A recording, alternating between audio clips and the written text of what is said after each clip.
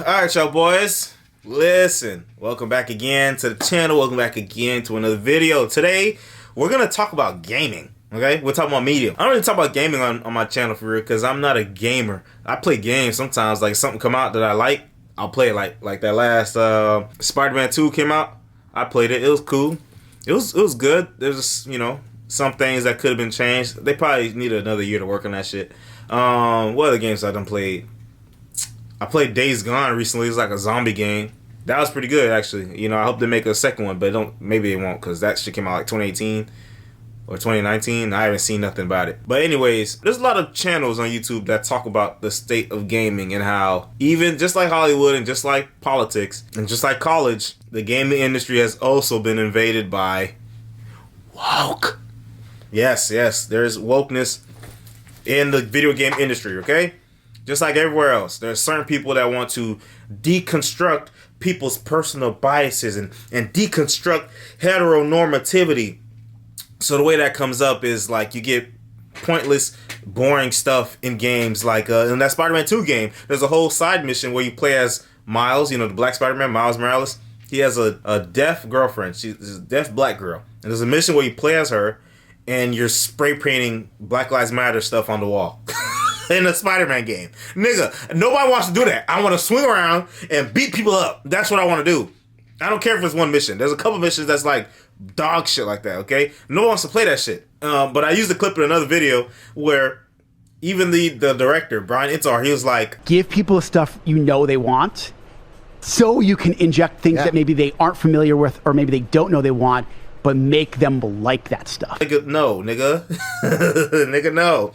Shout out Kyle. If you want to see a lot of channel that really dives into a lot of the gaming issues, that's Kyle. Okay, even though I don't agree with him all the time, but he gets the point across a lot. That's an example. Another example is how they design women, right? They always say that there's always been a problem with women being sexualized in gaming, right? They make them too sexy. It's unrealistic body standards. Yeah, whatever. Pretty much, it's the same shit we see all the time. A lot of the body positive people, a lot of the fat, ugly motherfuckers with pink, green, blue, orange hair that don't like the fact that that they're not the beauty standard, okay? It is what it is. They don't like it, so they spend their life to try to get into these industries that they enjoyed and try to change shit. And they try to change it. That's where you get like the red hair girl in Horizon Zero Dawn, where they make her face all chubby and like weird looking, and they literally downgraded how she looked from the first game to the second game. That's how you got Mary Jane in the first Spider-Man. She looked decent. In the second one, they gave her this big-ass fucking jaw. And when people said that, oh, why she look different? She don't look different. She don't look different. They just changed the hair. No, dude. Look how this motherfucker look. There's an agenda of making women ugly and making them flat-chested and making them look like, what's the word? Androgynous? Make them look almost like men. Okay? So that's the thing. They like to masculize the women and feminize the men. That's what they like to do. We see all these things pop up through design, story, writing, but why? Why is there such a push for this stuff? Well, it goes back to BlackRock, okay? Larry Fink, it goes back to all these other companies, all these other shadow companies, right? ESG, okay? ESG scores. Environmental, social, whatever the G stand for, I forgot. And yeah, it's infected all these different companies. And apparently there's like smaller companies that do the bidding of the big puppet masters, and they go and work with other companies like Insomniac, Rocksteady, Rockstar, in order to ensure that their products are more diverse and appealing to everybody, right? That's how they say. Now, one of these companies I didn't know anything about. I saw it because of, I think the Game Awards was just now, and one of the games it said in partnership with Sweet Baby Inc. And I saw different streamers' reactions when they saw that name. They're like, whoa, what? I don't know. No. And I'm like, yo, what are they talking about? I did some digging and I found some info, and this person, Griffin Gaming, made a pretty good video breaking it down. So we're going to dive into it. What's up, guys? Hope y'all are having a great... Oh, sorry. Another recent example is there's a game called Alan Wake. I never played it before. I don't know nothing about it. But apparently in the first one, there's this character who's a white lady. And in the second one, they made her black. And apparently a majority of the game you play as her and not the main character, which is a white dude named Alan. You know, so that's another example. And people was like, yo, this is not what we signed up for. This is not the product that we was buying. Again, classic example of the bait and switch. Let's keep going. Great day today, because I think I might be about to ruin it, in all honesty, because if you're like me, you've probably noticed this obsession within the video game industry to constantly inject political messaging and ideologies into the franchises we know and love for no real reason other than to score ESG points across the board. And you've probably also noticed that pretty much every AAA gaming franchise and studio has been going downhill dramatically when it comes to the quality of games, the storytelling, and narratives within those games. And overall, video games as a whole have just been getting worse. Another example, there's a Suicide Squad game coming out, right? And it's in the same universe as the old Batman games, the Arkham Knight, Arkham City, Arkham Asylum, Arkham Knight, Arkham Origins. And there's a character, a villain named Deadshot. He's a really good marksman. He's a villain. He's a white dude. For some reason, the Suicide Squad game is coming next year, 2 months, I think. It's the same universe, right? Why is Deadshot black now? They really took the character and made him black. And their excuse, oh, the one that was in the games before, he was a fake one. The black one is a real one. He killed him and took his place back. What? What are you talking about? He's a fake one. It don't make no sense, bro. It don't make no sense. They easily could have made up another excuse that at least wouldn't be as egregious. But to say that the white one was the fake one and the black one's a real one, come on, bro. That's just lazy. And it's just lazy. And like, bro, you could just left him. Obviously, you're doing it because you wanted diversity. You wanted a black character in there. When they could have just used Bloodsport. There's another character they could use that was in the last Suicide Squad movie that was cool. Idris Elba played him. His name was Bloodsport. They could use him. They didn't use him. Instead, they took the white character, made him black. Come on, bro. Come on. We're gonna skip the intro. We're gonna go to about Sweet Baby. Story that said, you might be wondering, who is this organization that has potentially this much pull and clout within the video game industry? Well, it has been brought to my attention recently that an organization named Sweet Baby Inc. has been working behind the scenes for over half a decade at this point, with the one goal of injecting woke political ideologies into video games where they previously didn't exist or belong to further the message. Founded in 2018, Sweet Baby Inc. is a narrative development and consultation studio based in Montreal and working around the globe. Our mission is to tell better, more empathetic stories while diversifying and enriching the video games industry. We aim to make games more engaging, more fun, more meaningful, and more inclusive for everyone. So that's a lie, because they don't make that shit more fun. They make that shit lame. They make it boring. So, and you're going to see... Okay, let's keep going. Because, yeah. Everyone. Give you, the origin story, I'll give it from my own perspective, is that I started out in the industry in 2013, and being a black woman in the industry, being a marginalized person in these spaces. This what is this game, you're not ready for it. Okay. Has not always been easy. In fact, it's been downright abusive at times. And oh my gosh, pressure, toxicity, misogyny, racism. See, listen, I'm not gonna say that these companies can't be abusive, right? There's a lot of video game companies where everyone has to work on crunch time. There's like a whole bunch of overtime that people have to put in to try to get things done, deadlines, all types of shit. Yeah, for sure. That's the industry. It's not good. It's not a good thing, but it happens, unfortunately. But there are people like this person, and it's so funny if you look at her, you can already tell the type of person she is. I'm sorry, but you can tell. Sometimes they take the pressure that's in those industries and they try to make it seem like it's about them specifically. Oh, I'm a black woman, so they put all this pressure on me. No, everyone, the white dude working next to you that ain't seeing his family in 4 weeks is under the same amount of pressure as you are, okay? But you're trying to make it about you, bruh. Now, I'm not denying that there could be, misogyny or racism, right? I'm not denying that. But again, there's laws against that protect you against that. So it is what it is. I'm sure that no one in this room is surprised to hear that, but there is so much abuse, so much toxicity, so much awfulness in the industry, and that was how I came through it for the first several years of my career. So that kind of forms our thesis for the company, that like representation is a form of innovation, and that it is one of the greatest sort of blue sky approaches to innovation that people aren't really thinking about right now.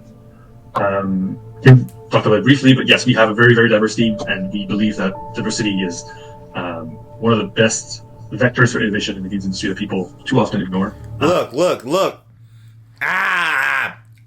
I knew when I was playing Spider-Man 2, right? I was enjoying it. I was having fun for the most part. I'd say for 70% of it, I was having fun. 75%. I knew something was off. It was not hitting the same as the first one. It wasn't even hitting the same as Miles Morales. There was certain shit that just wasn't hitting. Writing wise, story wise, gameplay was good, but certain shit that was in there just didn't make sense. And now I understand why. I understand why. Because of people like this organization. Diversity. Sweet Baby brings with it a kind of diversity rarely seen in the industry. As such, a range of perspectives too often ignored. We're additive in our approach to diversity and try to put a focus on joy and innovation, which we firmly believe are the most important facets of good representation. Game stories must evolve and change, and we're at the forefront of narrative's next steps. With Sweet Baby, diversity isn't band-aid or knee-jerk response. It's a meaningful growth. Yeah, which is cap, because if you play that game and look at the story, Miles don't really have shit to do in the story, except for one. The only part that hit was him and Mr. Negative, right? Because Mr. Negative killed his dad in the first game. So that was the only part that was decent. Everything else, he didn't have shit to do. They gave him bullshit-ass stories. There's one side mission he has where he's at his school. He helps some boy with his homecoming proposal to his boyfriend. Okay, so that's the type of stuff they were putting in there. That's the type of stuff they were pushing for. And I'm not saying that there can't be gay representation in games and stuff. The gay people exist. Yeah, sure. What's up? But again, something like that's boring. Okay, anybody trying to help no kid with a homecoming proposal in a Spider-Man game? Okay, give him something cool to do. Give him some villains to fight. Give him some crimes to stop. Another thing that they had him chasing down some people that stole some music instruments. What the fuck? Come on, bruh. Boring, lame. Meanwhile, Spider-Man's fighting terrorists. Peter Parker is fighting terrorists. Okay, they gave the white one the cool stuff. They gave the black one the boring stuff. Isn't that crazy? And don't even get me started with the Mary Jane missions, right? Where they're actually not bad, but at the same time, it took you out of the suspension of disbelief, because they gave her like a magic gun that was just one-shotting everybody. And so like, dang, Mary Jane has a gun, like a taser gun and a web gun that can just one-shot people. Meanwhile, Spider-Man has to do flips and backflips and uppercuts and jump all over people to beat them. So it kind of took you out of it. But it's because they wanted to double down on Mary Jane, because people didn't like the Mary Jane missions in the first one where he had to sneak no, people didn't like that. We didn't want to do it. So instead, they double down. And what did Brian Intihar dude say? Oh, well, I don't give a shit. I don't give a shit what they wanted. That's what he said about the paying customer in their opinion. It's tough. Like I said before, we try to be additive in our approach. So we don't show up to a project and say, hey, these are all the problems. You're going to mess up if you do all these things this way. What that ends up doing is oftentimes that we'll sand it down and make something inoffensive and oftentimes, honestly, kind of boring and kind of like too smooth. And so instead, we try to go about it from an additive perspective where we want to bring joy to the player. If you're a player from a marginalized background and you see yourself represented accurately on screen, and you see a part of yourself that you've never seen on a screen, you'll get tremendous joy from that. And that's something that that's the same kind of goal that you might want from like a design, a game design system. And that's the thing with a lot of these people, bro. They think just because they put a black person on the screen, because I'm black, I'm and give them my money. Nigga, you gotta make that shit good, okay? You gotta make it good. Bruh, I don't know why they're trying to act like having non-male characters or whatever is some big brand new thing. There's plenty of games with non-male characters. There's games that feature animals, okay, that people play. Pokemon is one of the top grossing games ever, and it's about monsters, okay? Lara Croft is one of the gaming industry's like icons. It features a woman. It's a woman main character. Who's another one? Samus. A woman character in a big robot mech suit. Another classic character. Bro, don't nobody care. As long as that shit is good, that's what will get shit done. That's what's going to make them bread, make them money. Okay? They could there's plenty of female characters they can make games out of that. If they make it good, it's going to make bread. Like, bro, they just. Oh my god, let's keep going. which also brings joy to the player. It's the same sort of like output, but from a very different discipline. That's right. Essentially what we have here is an ESG organization that solely exists to make sure video games are more woke, for lack of a better term, by rewriting stories and interjecting political ideologies into beloved games and franchises, all in the name of promoting the current thing. Hey, what's up, guys? Just so you know, respect trans kids, affirm trans rights, stand with Ukraine, Black Lives Matter. We stand with these causes. Spread in your community love, peace, and happiness. Black Lives Matter. Stand with Ukraine. Trans visibility is valid. Now, even the name of this organization just sounds very strange, dude, and a little unsettling. And when you look into the origin of the name from the founder of the company, it almost sounds sinister in a sense and super condescending. What is it? What it made us do was decide to create a new company, and the company's name, Sweet Baby Inc., is actually derived from... Oh, they had a hand in Gotham Knights? No wonder that shit was ass. Oh my god. Oh my god. Gotham Knights is terrible. I didn't play it, but you already see. I looked at the videos, I looked at the reviews, I saw what they was doing. Off rip, it looked like it's gonna be some fuck shit. I wonder if they had a hand in Avengers too, because that shit was also trash. Oh, matter of fact, they did. On their page, right? On their company page. Matter of fact, we're gonna go to right now. It shows you what companies they've worked with, right? Who made Avengers? Which I played, and I was hoping it was gonna be good. It wasn't good. Square Enix. On their page, it says it. They worked with Square Enix. So something that's interesting. Once Sweet Baby got exposed, right? If you go on LinkedIn, I think all the employees had like privated their pages, I think. I can't see it.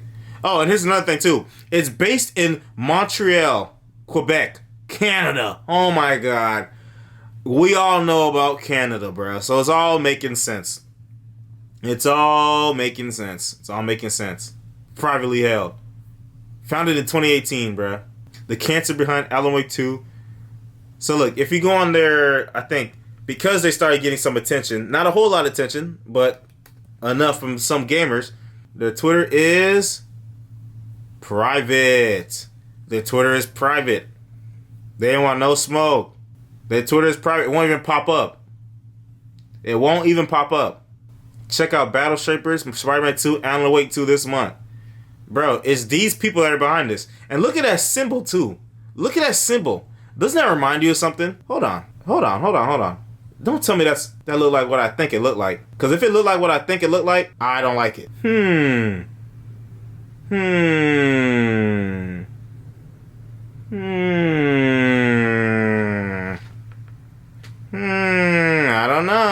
don't know. I'm not going to go that far, though. I don't know, bro. The fact that we worked with a lot of different teams in previous times, and every time we worked with someone who we really vibed with, or we really felt like, okay, this is really, really going well, we would go like, wow, they were such sweet babies.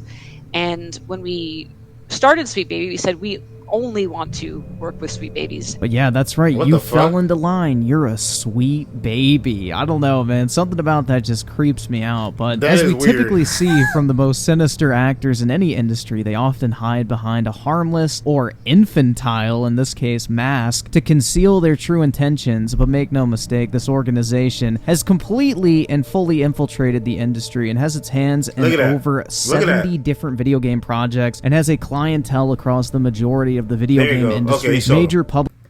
Xbox, 2K, Ubisoft, Square Enix, Santa Monica, Finji, Warner Bros, Rocksteady, all these other ones I don't know about. Publishers and platform owners. Now, taking a look at their client list, you'll see some of the largest names in video games among them. For example, Xbox Game Studios, which now also, in addition to the first-party studios Microsoft owns, includes Bethesda and Activision Blizzard as well. You see Electronic Arts, Valve, Santa Monica Studios, 2K, which is the parent company of Rockstar Games, Ubisoft, Square Enix, Warner Bros. Brothers, Rocksteady, Compulsion Games, Avalanche Studio Group, Wizards of the Coast, People Can Fly, and Remedy. Those are some of the notable ones, but you can kind of see what's going on here. So not only has this organization infiltrated the largest players within the video game industry, but they've also influenced some of the largest game releases in the past few years, and these are the ones that they're allowed to publicly show off. So there could be even more, both already released and upcoming, that they have touched that, you know, we have no real idea what their actual involvement with is, because those companies, for whatever reason, may have chosen not to publicly announce their collaboration with Sweet Baby. We've been working on for years, finally coming out in this year. We have, in fact, in October,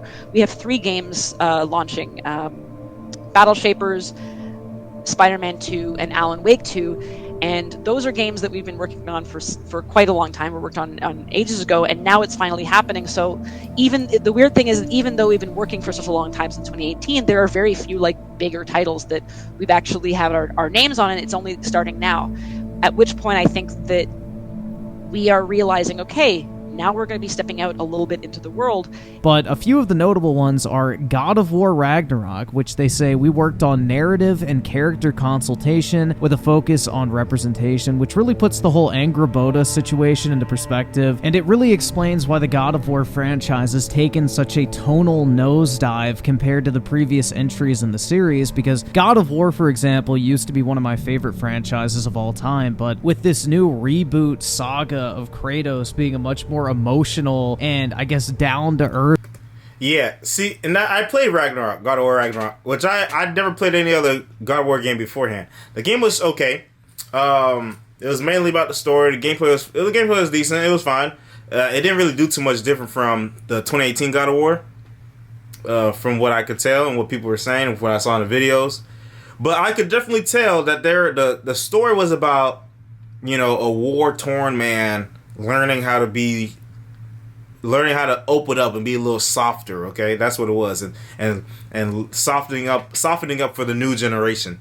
And yeah, there was a character, this black girl named Angrboda, which I didn't really care. She didn't really do nothing crazy, but it is funny that, you know, it was about Norse mythology. So it's like, okay, why is she black if this is a Norse character?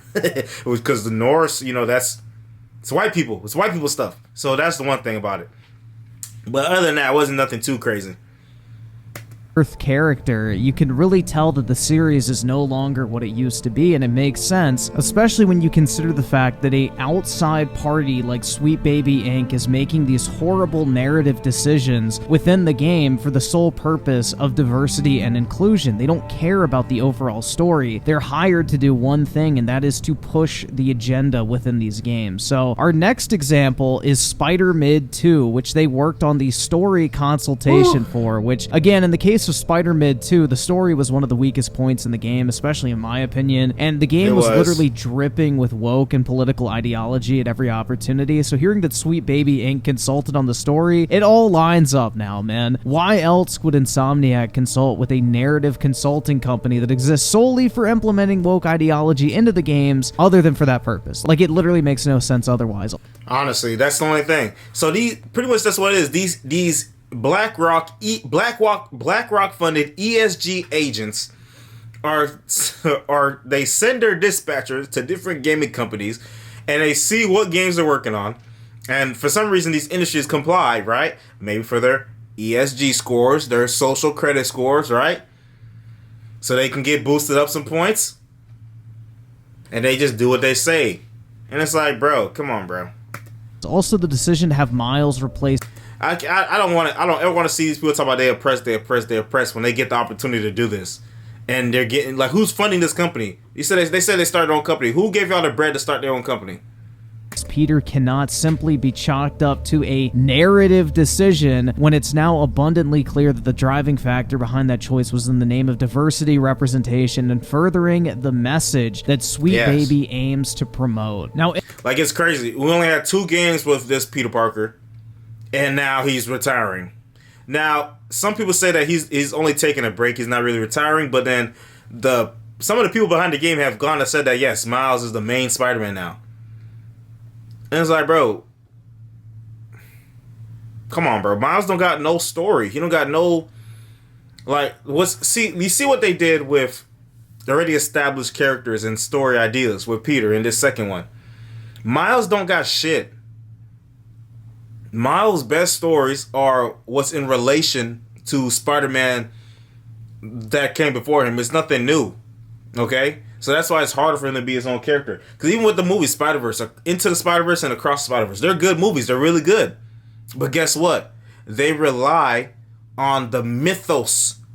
They rely on the corporate history of Spider-Man to tell the story. To tell like a meta kind of story. Now the character models are still good, but take all that away, what are you going to tell that's engaging? You know what I mean? They're going to have to come up with stuff on their own. And do you trust those people to come up with stuff, with brand new stuff on their own? No. I don't. Okay, I don't. They couldn't even adapt shit that was already done before them. They couldn't even adapt it good and put their own spin on it. Aside from the first game. First game was great. Second game, what the fuck y'all doing? Like, there's so much shit that don't make sense. Like, Kraven's fighting. Why is Kraven sneaking Spider-Man? Okay, they gave him some serums to make him a little more stronger. Okay, understandable. That's cool. But why is he sneaking him? And not only that, he's sneaking him while he's in the black suit. When he has spider sense. Come on, it don't make sense. So there's a lot of little weird plot holes like that and shit only happening for convenience. Like, the first time they met, he stabbed him. How did he just stab him like that? You don't even get to fight him. That's the thing, you don't even get to fight him. Crazy. So, you know, it's so dumb, bro. And like all the energy they spent on some of the extra stuff like bike riding missions that nobody care about. And then the spray painting as a deaf black girl mission, painting Black Lives Matter on the walls, nobody cares about. But they give you all those, but they give you one mission as Venom. Well, that's the shit that people actually like, that everyone was talking about after. Oh, Venom, damn, this Venom part was hard. This was cool, bro. Are y'all gonna put some Venom DLC? No one's asking for no DLC of the blind girl, deaf girl spray painting. That's not what people want. People want to see some action. People want to see other heroes. All that shit happened in the third act with Venom taking over. Where's everybody else? Where's Luke Cage? Where's Daredevil? Where's Iron Man? Why is no one else popped up there? Where's Doctor Strange? But no, instead, what we want to lead into bike riding missions. Okay, if you want to go make Life is Strange, go make Life is Strange. The dude said he was those parts of the game were his proudest parts. Come on, bro. Come on. In addition to God of Snore Ragnarok and Spider-Mid 2, Alan Walk 2 is another one where they worked on character arc, voice, and sensitivity reading. And again, in a similar scenario, Alan Walk 2 forced the player to play as a new character, Thaga Andathan, for the majority of the campaign, rather than the name character that the game is literally named after. And her part of the story feels completely forced and unnecessary at times. Well, now we know exactly why that is the case. Remedy consulted Sweet Baby Inc. not only for character arc services, but also for sensitivity reading, which, for those unfamiliar with the term, means someone who reads for offensive content, misrepresentation, stereotypes, bias, lack of understanding, etc. They create a report for an author and or publisher outlining the problems that they find in a piece of work and offer solutions in how to fix them. So essentially, they are wokeifying the game and making sure it checks all the proper ideological boxes to be as representative and inclusive as possible to boost that ESG score. So in case you were wondering why Saga Anderson in the first game was white and now all of a sudden she's a black FBI agent and you play the majority of Alan Walk 2 as Saga Anderson instead of Alan Wake himself, now you know. It's because Sweet Baby Inc. was brought in and put their hands all over this game in particular. Like, isn't that so crazy? How are they so blatant? The character was white in the first game. Now all of a sudden she's black. What? Did she got a spray tan? She been sunbathing? What's going on, bruh? They're so blatant with it. And it doesn't make any sense. But yeah, all these fucking brainwashed normies, they're just like, oh, I mean, that's a little bit weird, but whatever. No, that's what they do. They poke and poke and poke deeper and deeper and deeper to see what they can get away with. You know what I mean? It's the bait and switch, bruh. It's the bait and switch. What? I'm always gonna show this clip. Okay, so I'm thankful for Kyle for putting that, because I couldn't find it in the actual interview, but he had it. This shit is crazy, bro. So in addition to these games, Sweet Baby Inc. worked on Gotham Knights, which we saw how that turned out, and they're also working on the upcoming Suicide Squad game, which, is it any surprise that game looks like a complete and total train wreck? Now keep in mind, these are the games that are publicly advertised to have partnered with Sweet Baby Inc., but it's entirely possible that there are many more games both released and upcoming that they have a hand in, especially considering that client list, because, you know, I know one of Microsoft's games, South of Midnight, they're doing the narrative consultation and storytelling for, so that game's going to be a complete and total train wreck. But who knows how many games across Microsoft they've worked on, considering how many studios and franchises Microsoft has under their umbrella. But what I think is the most significant... Right. And imagine how, like, this can't be the only ESG company like this either, right? There's got to be more. There's got to be more. It can't be. This can't be the only one. Thing about this entire revelation is that the overall trend of video games becoming more and more political and constantly shoving their political messaging in your face is not just some random occurrence or coincidence. This is a calculated and outsourced activity that allows a company like Sweet Baby Inc. to exist for the sole purpose of politicizing games and furthering the woke agenda within them. Like, that is the point we're at right now. This isn't some conspiracy at this point. This isn't some opinion or subjective take on this entire issue. It's what this they're is doing. An objective provable fact that this company is being contracted by some of the largest companies in the industry for the sole purpose of making games more woke and taking the reins of narrative design and storytelling to fit this goal of forced inclusivity and diversity. Essentially, from the outside looking in, Sweet Baby Inc. appears to be the ESG enforcement wing of BlackRock or other ESG champions within the video game industry to help problematic publishers and developers step in line with the so-called socially acceptable ideologies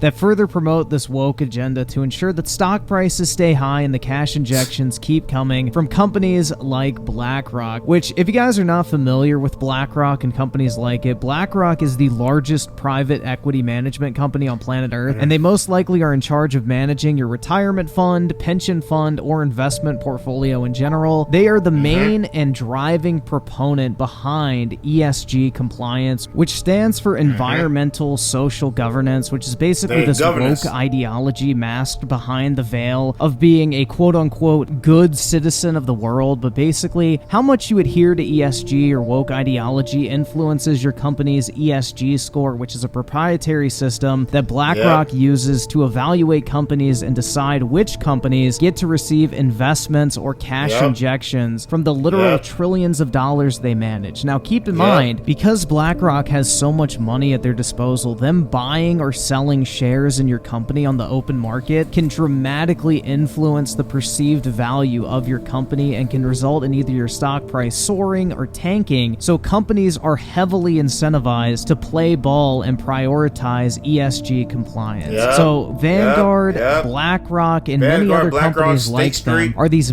massive This guy's spitting, bro. Pretty much do what we say, push the ideas that we want you to push, or you're cut off. Look what they're doing to Elon Musk and X, right? Formerly known as Twitter. We're pulling advertisers. We're pulling advertisers because you're letting racism and not even racism. They don't give a fuck about that. Anti-Semitism be all over the platform. We're pulling it.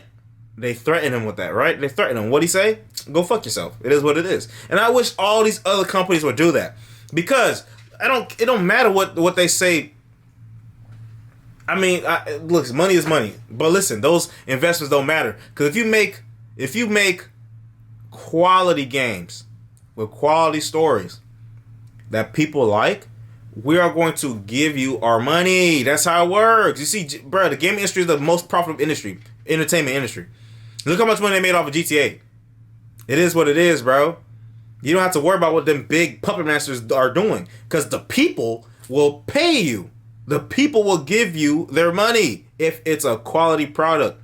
If that shit is ass, we're not gonna pay for it. And that's why they can get away with making some shit that's ass, bro. Gotham Knights, it make no money. It ain't make no money. But guess what? Because they adhere to Sweet Baby by way of BlackRock, to BlackRock by way of Sweet Baby, they're okay. They can take that hit. They can take that loss. They're okay. They're okay. And, you know, it's a big company, too. But still, they can take that hit. It's okay. Because their credit score, the social credit score, the ESG score, is maintained or risen. It is what it is. enforcers of ESG compliance. And because of the amount of money they manage, it not only incentivizes this compliance, but in some cases, it makes it a requirement simply for companies to be able to exist. In this particular case, Sweet Baby Inc. appears to be a means by which game developers can raise this score by outsourcing their narrative development to ensure that it plays ball with the current ideology. You know what I think? I think that, you know, when they started that company, they started it, that was their intention. That's what they wanted. They wanted, especially that girl, that lady, she wanted to diversify. You know, she wanted to put more black women or more LGBT stuff in games and stuff, right? That was probably their intention, right? Someone in Larry Fink's camp, Vanguard's camp, they probably saw them and said, you know what? That's a good opportunity right there. Let's back them up. Let's give them some backers. Because like the lady said, they weren't in they didn't really affect a lot of big games until recently. And guess what? That follows the same growth that has been happening with this ESG stuff. That is quote-unquote acceptable to these different They found them a companies. Now, proxy. Sweet Baby Inc. uses this posture within the industry to consult the studios, and upon further investigation of their site, they detail all the services and quote-unquote support offered to developers. So if we take a look at their approach page on their website, it says, Sweet Baby Inc. is an inclusion-focused narrative and consultation company. We are building a team and a process in hopes of building a kinder, more sustainable industry at every scale. Whether you need a fresh pair of eyes or a guiding hand, we're here to work with you. Our approach... I hate how they frame this stuff because it's the same language that all these people use. We need a fresh pair of eyes, a guiding hand. We can't keep telling the same old stories. We need new stories. Who's not telling new stories?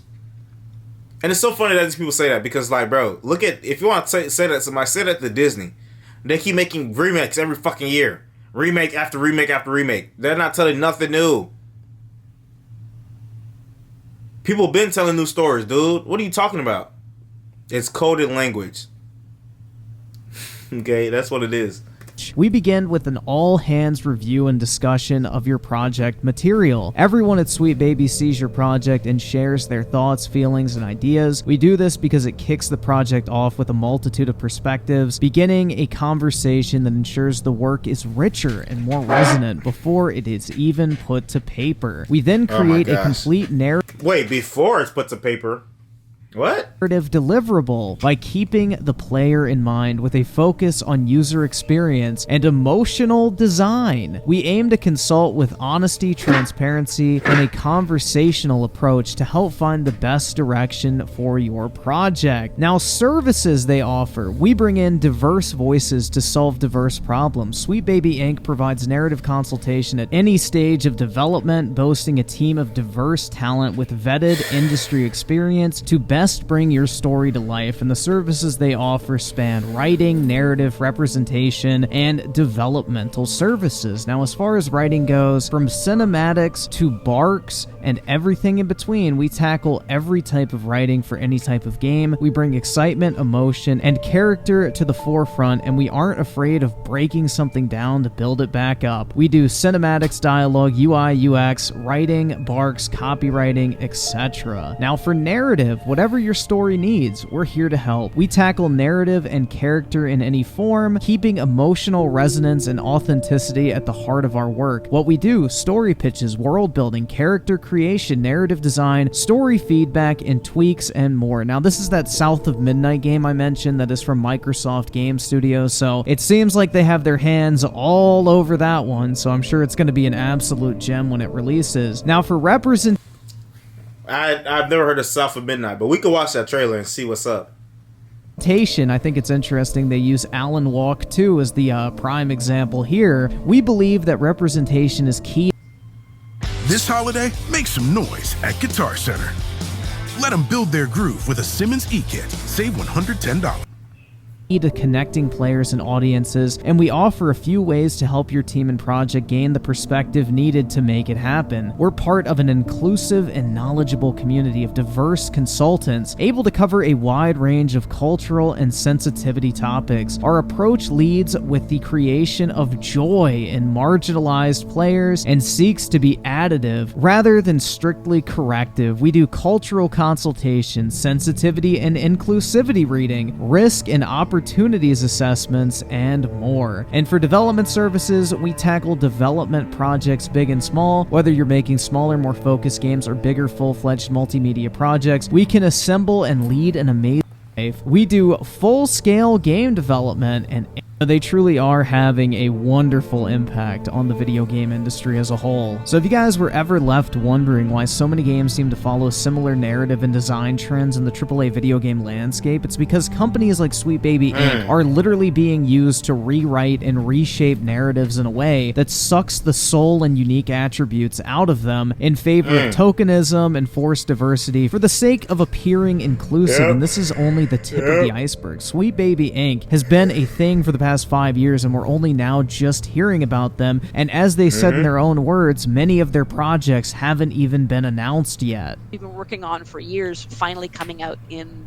this year. We have, in fact, in October, we have 3 games launching: Battle Shapers, Spider-Man 2, and Alan Wake 2. And those are games that we've been working on for quite a long time. We worked on ages ago, and now it's finally happening. So, see, like, okay, and that's what I'm saying. Right, it takes a long time to make games. This is their 5th year. So let's say they start working on Spider-Man 2. Okay, it started in 2018. The first Spider-Man came out in 2018. Miles Morales was the next year. So they're working on Spider-Man 2 since back then. So 2019. How was this company able to influence this small little company with 38 employees, probably less when they first started? How were they able to influence a big-ass company like Insomniac, Rocksteady, Rockstar, Xbox Games, Warner Bros? How are they able to do that? Why would they listen to this company? Why would they seek out this company's help? I'll give you 2 reasons. One, there's people that are already in the industry that are kind of more progressive minded, right? Where they want to be more inclusive, diverse, because that's the mindset that some of them already have. So they're already going to want to do that. So boom, look at this firm, I guess you could call it. And they do this? Okay, cool. Let's go into it. Some people think it's harmless, whatever. You know, oh yeah, diverse, that's a good thing. Yeah, you know, we want to make sure we appeal to different markets. But also, they get the backing of people like Larry Fink, okay? Companies like BlackRock, companies like Vanguard, okay? It is what it is. Because, like, you know, we'll see what happens, because now that a lot of their stuff is coming to fruition now, and the backlash is coming out now, we've seen how people react to Spider-Man 2, the part of Spider-Man 2 that was dumb, right? There was one mission where Mary Jane, you got to fight Mary Jane. Mary Jane got infected with a symbiote by Venom, and she turned into Scream. Okay, that's a cool idea, right? It's kind of weird, but it's kind of cool that she became Scream. But then she started saying a bunch of stuff that just didn't really apply to what we've seen before. Just like saying a bunch of things, and it didn't really get addressed for real. And putting it all on Peter, and Peter's kind of apologizing like it's all his fault. It's like, bro, come on, bro. I'm tired of this. Because especially when they do relationships in these superhero stories, bro, they kind of try to they've been trying to do this thing where it's like, bro, they try to make them feel bad for saving people, saving the world. Where the girl's emotions and feelings, she's not able to put those aside or deal with them, and that they're more important than him saving the world and saving people's lives. Come on, bro. Come on. Even the weird thing is, even though we've been working for such a long time, since 2018, there are very few like bigger titles that we've actually have our names on, and it's only starting now. At which point I think that we are realizing, okay, Now we're going to be stepping out a little bit into the world. I mean, just imagine how many other similar companies are out there doing this exact same thing that Sweet Baby Inc. is doing right now, and worming their way into the industry, just making video games worse and worse at every turn, more and more generic, and just following these similar tropes over and over again. Because who knows how truly deep this rabbit hole goes, and only time will really tell. But what is important to understand is that there is an objectively provable, concerted effort to make the industry more and more woke by sacrificing creativity in the name of diversity, inclusion, and representation, all in an effort to please the powers that be. It is not even a question at this point if video games are woke or not, when the majority of studios are contracting companies like Sweet Baby Inc. to literally make them woke. That is the sole purpose they're even being hired in the first place. This isn't some conspiracy at this point. This is an objectively true thing that's occurring. And I just want to say this too, in defense of Sweet Baby even. They might not even be aware to the true nature of what's going on. You know, they could be fooled in this entire thing too, and think that they're actually being hired to do like genuine good in their own minds, but in reality, they're just another cog in this machine that we've seen throughout all aspects of life nowadays that are just dead set on pushing this cultural and political agenda down our throats at every opportunity. So I just want to say that too, in their defense, they might not even be aware to the true nature of what's going on, and they think that they might actually be genuinely doing something good, when in reality they're just being used by the BlackRocks of the world to further push the agenda that they so desperately want to force onto us in every aspect of our life, whether it be entertainment, our jobs, news, politics, you name it. You can't escape it, and Sweet Baby Inc. could just be a convenient partner in all of this that has no real idea what it is they're actually partaking in. But all in all, I say that to say this, that this is definitely not just some conspiracy at this point, and it honestly just adds to the disheartening nature of the modern gaming landscape, where we already have gameplay being sacrificed for a more cinematic movie game approach in video games nowadays. But even now, on top that's true of that, it seems like the narratives of those games are being betrayed and outsourced to the Sweet Babies of the world. And it'll be interesting to see what exactly happens with this particular video, because I think I've done my best to stay within the confines of what's considered to be advertiser friendly, and I've definitely stayed well within YouTube's TOS. But after that last video got manually age restricted by YouTube, I have to wonder if this company and companies like it are truly off limits when it comes to YouTube discourse. So if you guys could like and share this video, I would greatly appreciate it. And hopefully, I want to check out what video he's talking about. But yeah, that's what it comes down to, okay? Damn, this video ended up being longer than I thought it would, but you know I talk a lot, bro, because this shit be bothering me, bro. Oh boy, yeah, this shit is really crazy, bro. But listen, like I said, and I've said it before, these ideas are infecting multiple different industries, bro.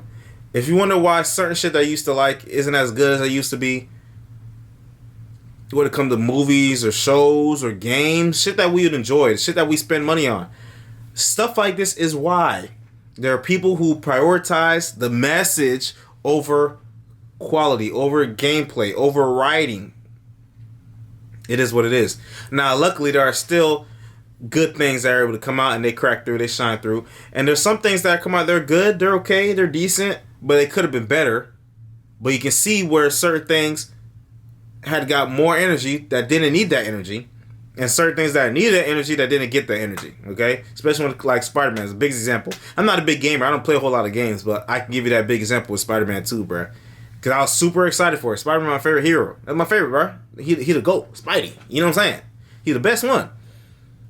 So the fact that that second one didn't really hit as far as it should have, as much as it should have, and you can see where it could have hit and what they didn't do, it's tough, boy. It's tough. But hey, that's the video. Shout out Griffin Gaming again. Go subscribe to his channel. He dropping heat, bro. I don't know what else he be talking about, but he's talking about some real shit in that video. It only got like 3 weeks ago he dropped it. Only got 100K views, boy, and he has 200K subscribers. Excuse me, sorry. Hold on. Let's look at the comments real quick. Toxicity, awfulness, and abuse to a woke person is literally just existing alongside normal people who aren't raging critical theorists. Yeah. It's creepy how much power that group has gotten. They're rooting storytelling games. Props you standing against woke and not caring about cringe YouTubers calling you a rightoid. Yeah, destroyed movies, destroyed comic history, now coming after gaming. Yeah, Sweet Baby Inc. is such a strange name, okay? Sweet Baby. And that little swirl shit. Hey, I showed y'all what it looked. I didn't say nothing. Y'all saw it on the screen. Y'all go back and pause it. Y'all saw what it looked like. But hey, I'm not gonna go that far. But it's just really weird. It's just really weird. But hey, man, we'll see how far this shit goes. It's definitely gonna be something that's developing over time. You know, we'll see what's up. Especially when GTA 6 comes out in 2025, in a year from now. There's a whole lot of other games that's being worked on that's coming out, like Wonder Woman. There's a Black Panther Captain America game coming out. There's a Blade game that they just announced is coming out. I just made a little superhero stuff because that's what I like. But it's like, yo, I'm hoping that they don't fuck up these shits either, bro. I'm hoping they don't fuck these shits up. Give the people what they want, not what you think they want, bro. No. But hey, I'll see you on the next video. Make sure you like, comment, subscribe, share. Join the Discord. Link in the description box. And I'll see you in the next video. Peace out.